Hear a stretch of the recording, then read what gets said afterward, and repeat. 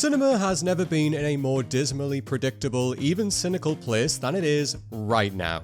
Studios heavily leaning on established IP and categorically refusing to roll the dice on anything that might pass as halfway original. So it's always a pleasant surprise when a movie comes wildly out of left field and shocks everyone. They aren't perfect by any means, but these movies released without huge hype or massive marketing campaigns, only to become some of the most distinctive projects of the last 12 months. So let's take a look at them. I'm Adam, this is What Culture, and here are 10 recent movies nobody saw coming.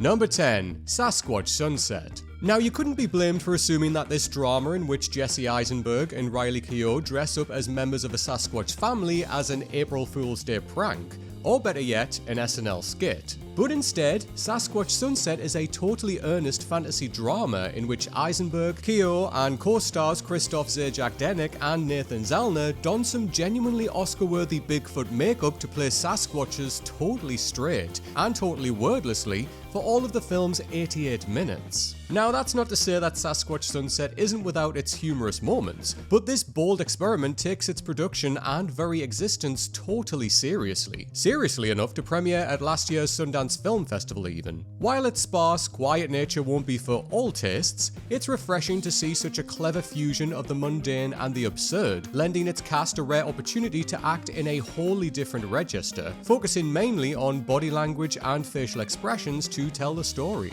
Number 9. A Different Man. When the first image was released of Sebastian Stan starring as a man with neurofibromatosis in A Different Man, many initially assumed that this was a semi-autobiographical story about Adam Pearson, an actor with neurofibromatosis best known for appearing in the sci-fi horror film Under the Skin. However, A Different Man is far from what many expected. It isn't an awards-baiting drama in which an extremely handsome Hollywood star undergoes a radical makeup transformation to resemble a disfigured man. Rather, Stan actually portrays Edward, a man who is swiftly cured of his neurofibromatosis and goes about establishing a new identity for himself with his new appearance. But in a clever twist, Pearson himself appears in the film as supporting character Oswald, a man with the same condition and with whom Edward comes into conflict. The result is a fascinating psychological thriller that's far more darkly humorous than most were surely expecting. It couldn't be much further from the by-the-numbers Oscar darling many initially pegged it as. Number 8. In a Violent Nature.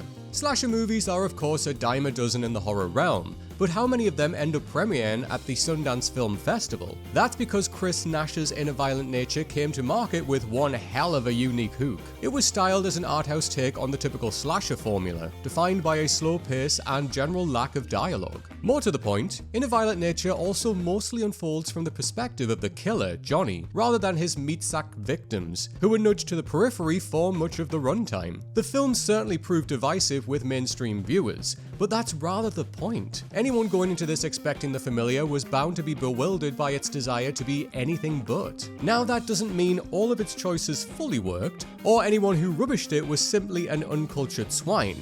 But for better or worse, this was absolutely a piece of cinema that snuck up on audiences and caught them unawares. Number 7. Hot Frosty.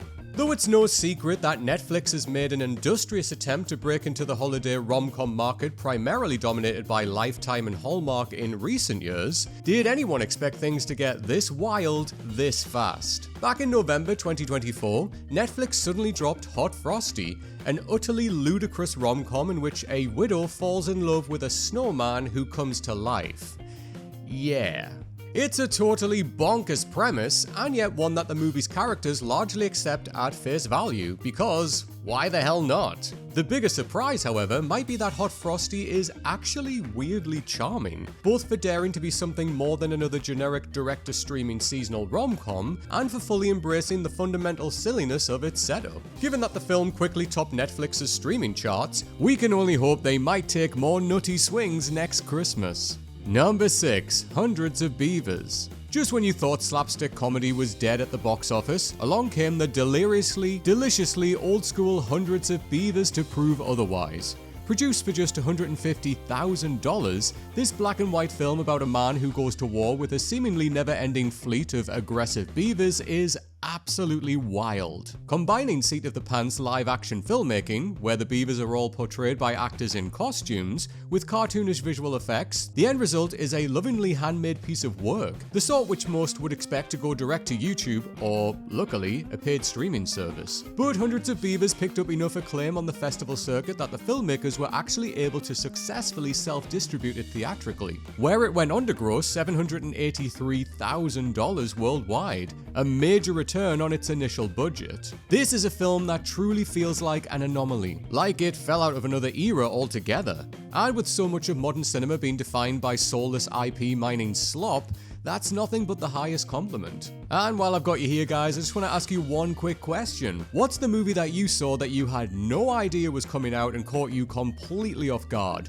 Make sure you let us know down in the comments, and while you're there, you know the usual, give us a like and a subscribe. Alright, now back to the list. Number 5, the 4:30 movie. At this stage in his career, did anyone expect Kevin Smith to make another movie that wasn't a dew-eyed, nostalgia-soaked cacophony of weed, dick, and fart jokes? So, expectations weren't exactly high for Smith's new coming-of-age comedy, The 4:30 Movie, which was unassumingly shot in the summer of 2023 and quietly released in September 2024. But The 4:30 Movie ultimately has more in common with Steven Spielberg's The Fabelmans than any of Smith's Eschewinverse movies. It's a quasi-biographical account of his young life as a budding filmmaker, and in turn works as a solid standalone entry into the director's filmography. Now, let's be clear here. The 4:30 Movie isn't nearly as well crafted as The Fabelmans, but it is a relatively hemmed-in, even tasteful romp for Smith's standards, and a refreshing offering from a director who's been dining on his prior successes for far too long.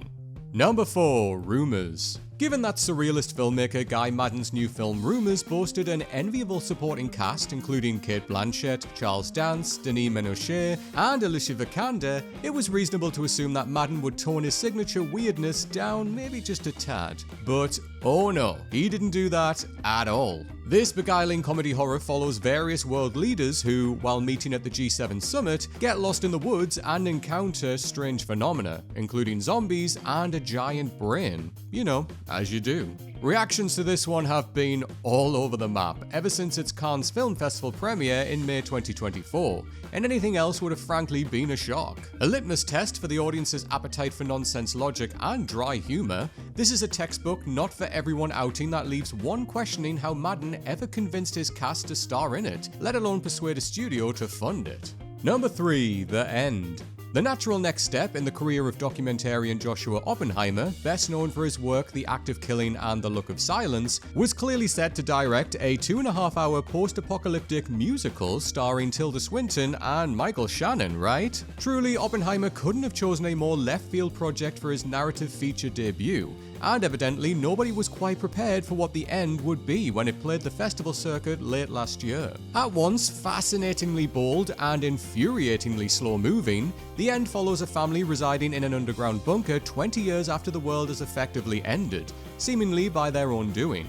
The result is 148 minutes of squabbling, existential musings, and many your mileage may vary songs, given the relatively uneven quality of the singing on offer. The End is, despite its polarizing nature, absolutely one of the strangest and most surprising releases of 2024, and notably its marvelous production design clearly wasn't made on the cheap, and so again, you have to wonder how anyone involved with bankrolling it expected to make their money back.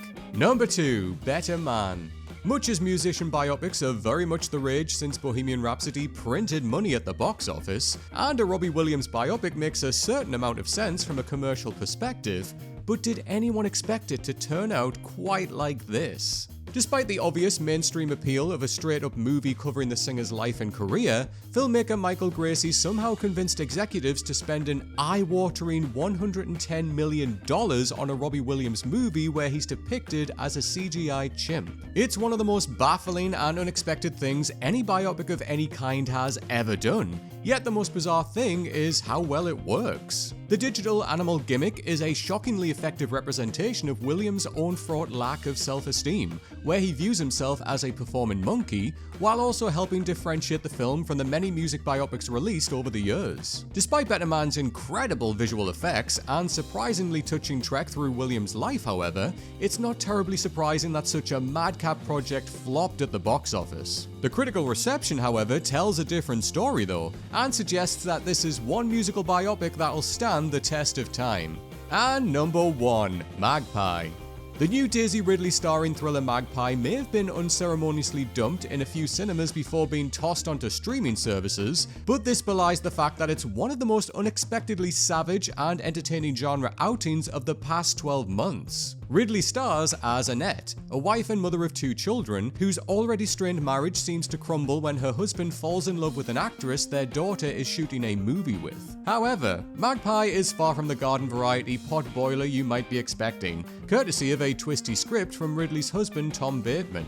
It has some delightful surprises up its sleeve, in turn delivering perhaps the very inverse of what many were expecting from the outset. Now, we're being vague for a reason here, but Magpie has a ton of fun digging into infidelity in our modern tech-infused world, and as such will probably leave you smirking by the end.